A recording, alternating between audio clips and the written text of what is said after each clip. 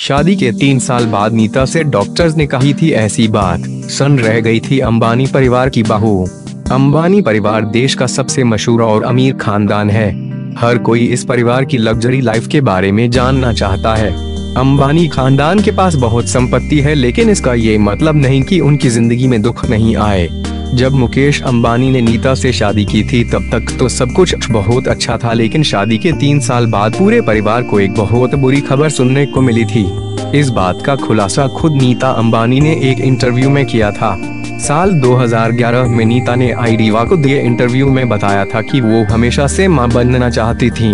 School के समय पर उन्होंने मां बनने को लेकर निबंध भी लिखा था। उन्होंने कहा, शादी के कुछ सालों बाद डॉक्टर्स ने मुझे बताया कि मैं कभी मां नहीं बन सकती हूँ। उस समय मेरी उम्र 23 साल थी। तब मुझे पता चला कि मैं कंसीव नहीं कर सकती। ये बात सुनकर मैं टूट सी गई थी।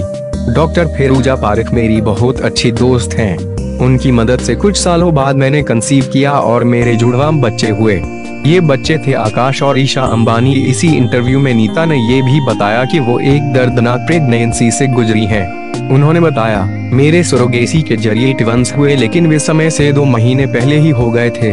इसके 3 साल बाद अनंत अंबानी का जन्म हुआ।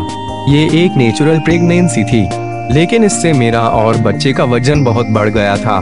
मैं बहुत खुश थी, इसलिए जो हो रहा था वो होने दिया।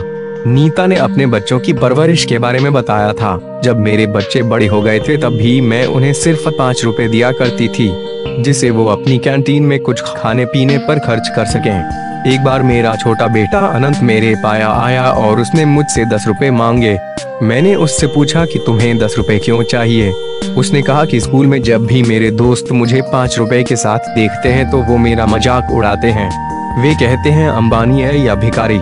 इसमें मैं और मुकेश कुछ नहीं कर सकते थे। पिछले दिनों वोग मैगजीन को दिए इंटरव्यू में ईशा अंबानी ने खुलासा किया था कि वो और उनका भाई आकाश अंबानी IVF टेक्नोलॉजी के जरिए पैदा हुए थे।